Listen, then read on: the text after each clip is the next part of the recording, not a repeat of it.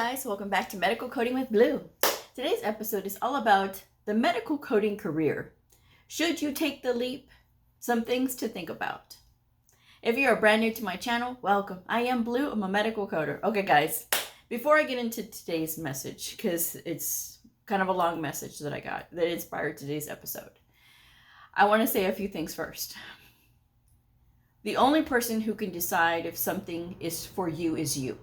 Okay, everybody has different opinions about what is good and what is bad and what takes long and what is fast and all these other things. Everybody has different opinions and perceptions about these things. And it can shape the way that you look at a situation. And because of this, not everybody's going to have the same drive. Not everybody has the same mindset when it comes to goals and how to meet them and what looks like success, right? It's going to look different for a lot of people. So again, the only one who can decide a career or a career field, if it's right for you, is you. Now, you may ask your loved ones, and your loved ones may not have any idea what this career means and what it all entails, so they're going to give you their opinion. And their opinion is based on a couple of things, but one of them may be based on love. The other one may be based on not really understanding, so they're going to give you their opinion because they don't really know. And sometimes they may tell you things based out of fear. They don't want to lose you. They don't want you to run off on them because they find out that, oh yes, medical coders, you know, they have this a good career field and this kind of thing. There's a lot of room for growth and all kinds of stuff. So they may not want you to leave them, so they may try to discourage you because they want to keep you right where you're at. Okay, so again, whatever decision you make, just make the best decision for you. Okay, you can't ask somebody like me who is a stranger to you what to do. Okay, I've been getting these messages a lot and I can't help you in this way. The only thing that I can do for you is I can tell you about the career field. I can tell you how to become disciplined so that you can better understand it. And it requires a little bit of growing pains. Growing pains that a lot of people are not willing to go through because they don't want that pain. They don't want to have to go through that. And the ways that I have are unconventional, but they're old-fashioned and they work. And it makes it easier. To quote one of my favorite YouTubers, Rick, from his channel, Think Like a Horse, he says the slow way is the fast way. And Rick is right. The slow way is the fast way. And what does that mean? It means that if you take your time to learn, that you will be much faster later on. Everything will make more sense to you. Okay? And it doesn't matter where you are in life, whether you are just out of high school, whether you are newly retired and you say, I'm not ready for retirement, I want to go back and do something for myself, or if you're in a career field right now that you can't stand, like this person here, that I'm going to read this message here in a minute. Getting into a new career field is going to be scary. It is going to be a challenge. It is going to be all these things, but it's also going to be the best time of your life if you look at it from a positive point of view. The fact that you're growing, the fact that you're taking a chance on yourself, and the fact that you're having to learn all these new things, it's a wonderful thing. Okay, so with that said, I'm going to read this message and then we're going to get into it. So here we go. Hello, Blue. Been binge watching your videos and I love how honest you are. Whenever I hear somebody say that's sometimes it means the truth, that they really mean that they love how honest I am, and other times they don't want my honesty. But here we go. You are about medical coding and everything that it entails.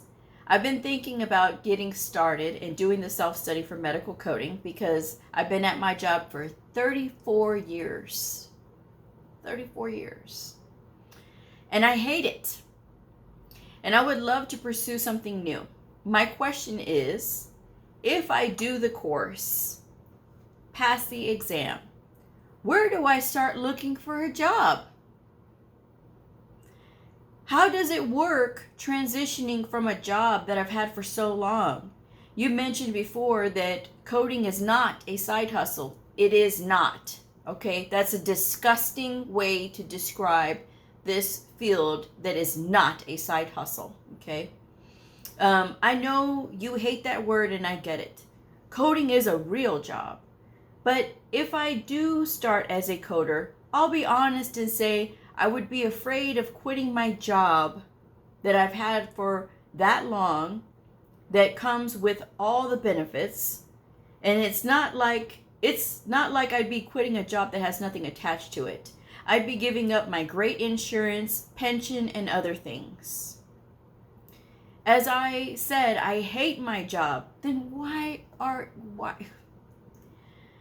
But my main question is, if I realize that I don't like medical coding as much as I thought I would, even after going through all the schooling, it still isn't the same as an actual job. Or if I'm not that good at it where I have trouble keeping a job, hopefully that won't be the case. It sounds like a job I would like, but you never really know until you start working that job. How do people give up everything of their other job to transition like that? I just don't want to end up losing what I have now in case I realize medical coding isn't for me. I know, as you said, it's not the same, it's not a part-time thing, but I'm just wondering if there's any way to start a medical coding job without leaving my job, just in case. Now, of course, if I really love it, then I would have no problem leaving my job because I hate it so much. They said that 3 freaking times. But I also don't want to do anything stupid that I would regret. I just want to be safe over sorry and wonder if there's a way to start working in a medical coding job until I know for sure that I love that, and then completely jump into this other career field. Thanks so much for all you do. I told this person that maybe they shouldn't pursue this because it sounds, there's too much ambiguity going on, right? What if this person already counted themselves out time after time after time after time? What if I get my certification? What if I get out there and I don't like it? What if I get out there and I gave up all my benefits just to get into this career field and it's not what I wanted? A lot of people get stuck in the short term, okay? They see it that, okay, well, I have all these benefits and pension and things like that, but I really hate this job. They told us 3 times that they hate the job. And I bet they have that same attitude going in for every day of those 34 years. I hate this job. I hate this job. How can you be in a place where you say that you hate it so bad, but you're not going to do anything to change it? You're not going to change your attitude about where you are. So you say you want to go and you want to get a new career, and then you're thinking of all the ways that it may not work. Well, could I do it on the side? Could I still try to do this? No. Medical coding requires you to be fully engaged in everything that you're doing. And a lot of times new employers, new coders are not going to get jobs from employers to work part-time because employers are going to know if you have no experience, you have to learn how to use the electronic health record. That's number 1. And that's a whole thing in itself, right? To be able to get proficient with that. Then you got to learn how to use the encoder. That's another thing too. Okay, so all these new things this person has to learn. So they're only working part-time. So we got them for 20 hours. But guess what? Out of those 20 hours, we're only going to get about half of that time of productivity. Maybe even a quarter of that time in productivity. For the longest time until this person can get up and running. Because you're not going to be able to code as much as you think you are, like as soon as you hit the ground running and be able to start and go and do all these things. It takes time to build all that up, which is why a lot of employers don't want to hire new coders as part-time, because you need to be there full-time. You need to be there so that you can start to learn all of these things. Medical coding involves medical terminology, anatomy, pathophysiology, pharma. You've got to learn all of those things, and you've got to have a good mind for it already. And then you got to learn ICD-10-CM, your diagnosis codes, CPT, your procedure codes. ICD-10 PCS. And then that's your inpatient procedure codes and HCPCS. You got to learn 4, if you're going to do inpatient or outpatient. But you only got to learn 3 if you're going to learn only for the outpatient side. Then you got to learn about the rules. Then you got to learn about evaluation and management. Then you got to learn about modifiers. Then you got to learn about HIPAA. Then you got to learn about present admission if you're doing inpatient. Then you got to learn about all the insurances and all of these things. So you have all of these things that you have to learn in order just to get started, just to get your footing. That's why I tell people 9 months, 12 months, or 18 months to learn. And then when you get out there, it's going to be a lot of trial and error. I think the first day that I worked, we were working from paper charts. If I remember right, I coded either 5 or 7 in the first day because I didn't know what I was doing. This was brand new to me. We were all slow. It was me and 2 other ladies, and they did about the same thing that I did because we were like, what? They don't teach you this in school. This is stuff that's new to you. Everything is new. And so the fact that you're just learning and you're trying to find your wheels and you're trying to figure this stuff out, it takes time. But again, if you're going to be so negative as to say, well, I have this 32-year career, or 34 years, however many years it is, and I have all these years in, and I just don't know if I want to give, then why are you even entertaining this? Because this to me is tomfoolery. This is just somebody just trying to fool around with my time. Okay. But again, there's so much that of back and forth, and I understand, like, if you're trying to decide, like, well, I have all these good benefits and things like that, y'all act like coders don't get paid, and they do. When you're brand new, of course you're going to start off at new coder salary, but that goes up. And I don't have to tell you guys yet again is that I started off at a good rate. Then when I got my second job, I went up. And that was pretty good. And then when I got here to my forever home, I got another pay bump. So I went through 3 different pay scales in the course of 1 year. So it wasn't like I was looking at it like, oh my gosh, I've got to do this because of all this money. I needed to get back up on my feet. I needed to be able to get myself together and get my bearings. And, I had been just right off the heels of a divorce and everything. Going through all of these things is very difficult. And you're trying to learn something new. You got your ex-husband in your ear, like, oh, you can't do it, blah, blah, blah. I had all of that. And trying to get myself together, moving back in with my mom, which is fine. I would live with my mom forever if I could. And may my mom rest in peace. But life changes and life happens and all these things go on. But to me, when I see something like this and I've got a person in front of me who has every excuse in the book how it's not going to work. If this is you have every excuse in the world that medical coding is not going to work because it's too low, it doesn't pay right, and you're missing out on benefits. Again, y'all are acting like coders don't have medical benefits. It's just foolishness. That's all it is, just foolishness. Then I would think that if you're going to think of every single reason that it's not going to work, then it's probably not going to work. But if you have the mindset of, well, I can't fail at this, to tell y'all a story so that y'all understand where I'm coming from. When I had my first job, it was a 3-month assignment, and they said at the end of this 3-month assignment, these of you 3 ladies that we picked from this temp agency, we are going to pick one of you to stay on with us full time. And then the other 2, that's it, because we don't have the budget for all of you. And so I didn't get picked, which is fine because it ended up working out, right? And I didn't get picked because the manager lady wasn't the nicest lady, but it's okay, It led me to my next job, right? And so from there, my next job, I had to move away. Don't tell me that you can't move. I don't want to hear it, okay? Because every time I say I had to move, I always get somebody says, but I can't move. I'm not telling y'all to move. I'm telling you my story, what happened to me. I had to move because when the temp agency was like, okay, well, Blue, we have another job for you, but, you would be able to have it for 5 years, but you'd have to move. And I said, oh, no, I can't move. My mom, she's sick and I just don't want to leave her. This is no. And my mom was like, no, you're going. You're going and I'm going to help you move. And then as soon as you get your experience, then you can come right back here. And so there I go. I moved 8 hours away from my hometown. That was far. Not knowing a soul where I was going. Not knowing anybody there. Having no support system there. Literally just me. Just me. So I had to learn, because this was my first time living alone by myself. And this was the first time that, you know, I didn't have somebody around that could help me immediately, like if I needed help, right?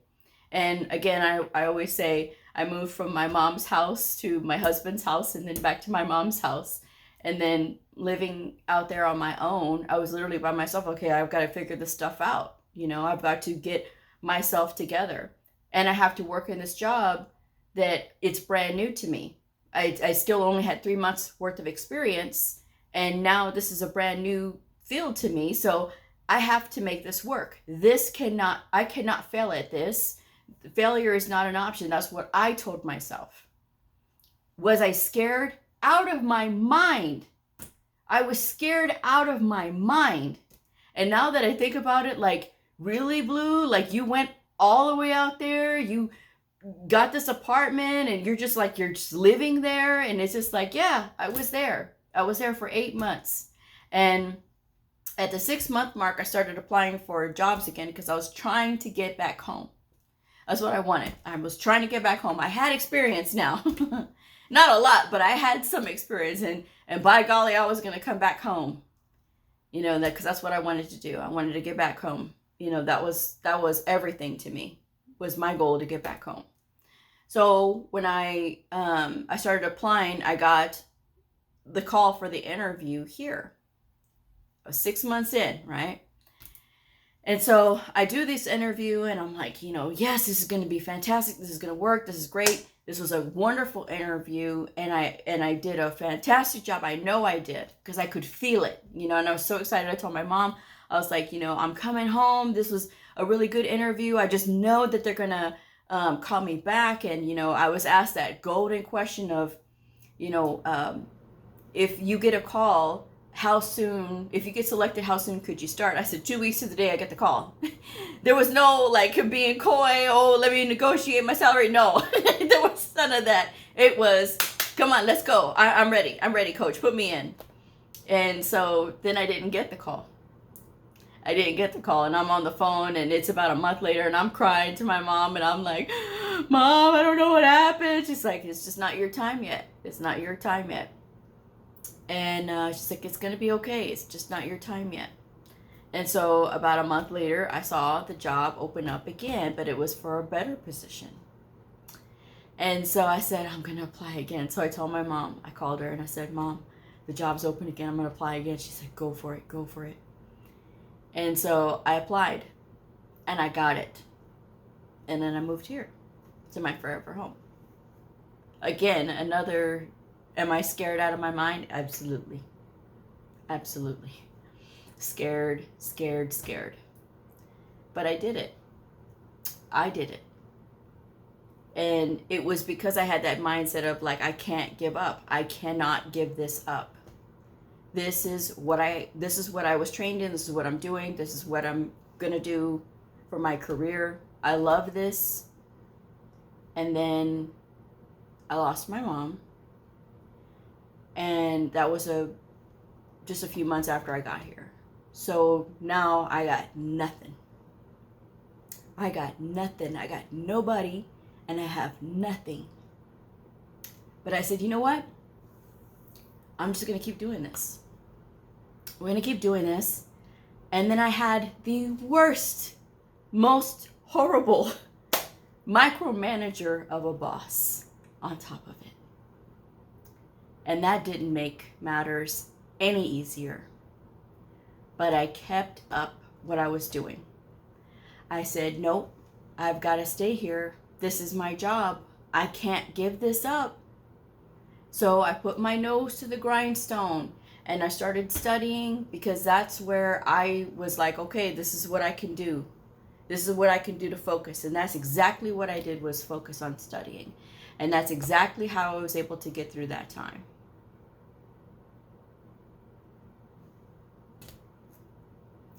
But I didn't make excuses. I didn't make excuses of, oh, I can't do this and oh, I can't do that. And, this is too hard. I had everything coming at me all at one time. And I still said no. Divorce, bereavement, all of these things. I had all of that. And I still kept going. And I have a wonderful career because I stuck with it, because I believed in myself, because I bet on myself, because I said, I could just easily give it up. I could have just as easily given it up. I could have just as easily went back to bartending. I could have just as easily went back to cleaning houses and doing odd and end jobs. I could have just as easily have done that. But I didn't, because that's not what I wanted to do. And like this lady, I didn't particularly enjoy some of the things that happened when I was working in the bar. I didn't particularly enjoy the way that I was treated when I was cleaning people's houses, all because I was trying to keep my head above water and keep myself, from going completely broke. But we all do things in life and we all make choices. But it all goes back to our mindset, and it all goes back to what are we willing to do.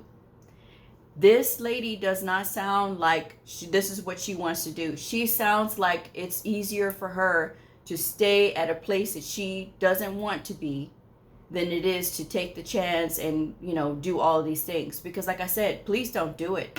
If you are already set in that this is not going to work for you, then do not do it.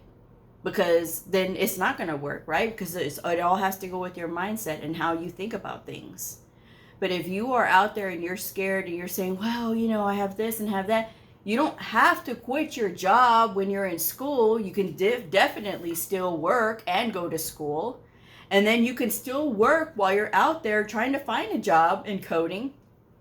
And then when you find your job, then that's when you make that decision. But again, no one can make that decision but you. And I am not here to sell the field of coding.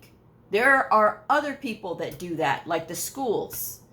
Those people, they sell coding. I am telling you guys what it's like. Not what you should do. And then the lady comes back and says, oh yeah, you're right. It's all or nothing. That's why I never pursued any of my dreams. Again, that sounds like victim mentality to me. If you want to pursue your dreams, pursue your dreams. Because trust me, there's going to be better opportunities out there.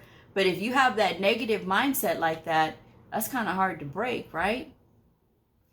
But it's all up to you. I mean, if you choose to go into this field, is there going to be challenges? Absolutely. Is there going to be things that are going to, make you grow? Absolutely.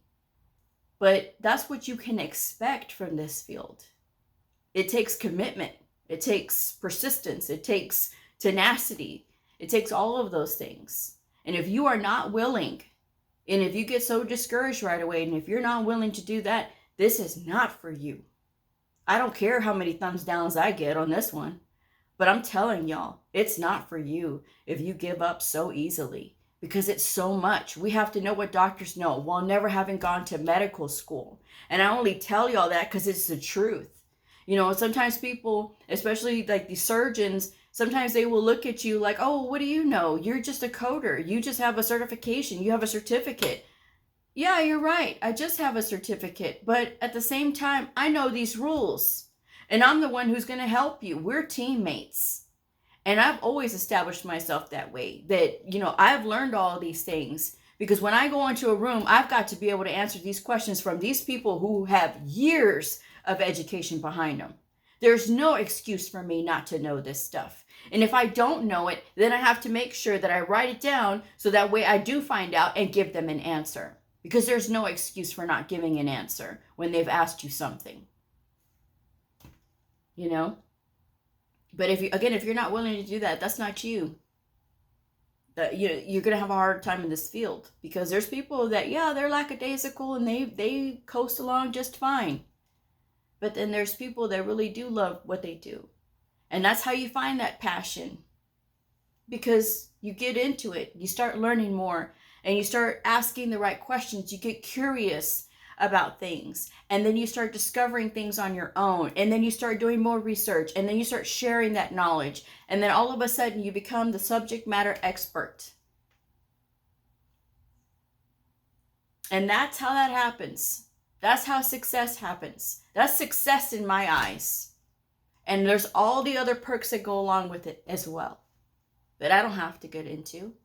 Because to me, if you love what you do, you never work a day in your life. This lady's been working for 30 plus years. I haven't been working for 10 years. Because I had my aha moment when I figured it out. When I had that moment of like, oh, now I get it. And that was in 2014. And I've been so happy and delighted ever since then to go to work. Because I'm excited to get to work. I'm excited to teach my providers. Friday, I did a class for my providers. That's like the best day for me. I love that. I love educating them. And I love the conversation. I love, the teaching aspect of it all as well. I love that. That's like the best thing. And is there chore stuff at work? Absolutely. But at the same time, that's all part of it. But for the most part, for 95% of my day, I am happy. I am thankful. I am joyful to be there. And like I said, sometimes I can't wait to get up and go to work. Just so that I can see, what am I going to learn today? Is it always like that? No. No, sometimes I'm very comfortable in my bed. And I don't want to get up, because I feel very comfortable. But, you know what I mean. For the most part, I'm happy and delighted to get to work. And I love what I do. I love what I do. Because I'm there for my providers. I'm not there for anybody else. Just them. And just them. And of course the patients. Because even though I don't see them, I don't know them personally, I take coding for them personally. I take everything that I do for them and I make sure that it's right. Because if I'm right, then they're going to have a very good record that's going to travel and go with them wherever they go. That's going to have the absolute things that happen to them. The documentation is going to be good because I'm going to make sure those providers understand that there are things that, they need to be clear about. It can't just be ambiguous. You have to be clear about what's happening here. And then those codes that are going to be selected, they're going to be the accurate and correct codes. And that's what I do because I love what I do. And it takes some sacrifice, but the minimal amount of sacrifice to me is so worth it. The benefits of everything else that I get is so worth it. So if this is you and you're undecided, the only one who can decide is you. Okay? But if you have all of this list of all of the things the reasons why it won't work, then it probably won't. Don't even waste your time because it won't work if you have that in your mind already. But if you do, think, hey, this just might work because I'm going to stick with it no matter what. Wait for the magic to happen. I'm just saying. With that said, I'm going to wrap this one up. Thank you guys so much for joining me. If this video helped you, please like, subscribe, and share. And I'll see you all next time. Bye.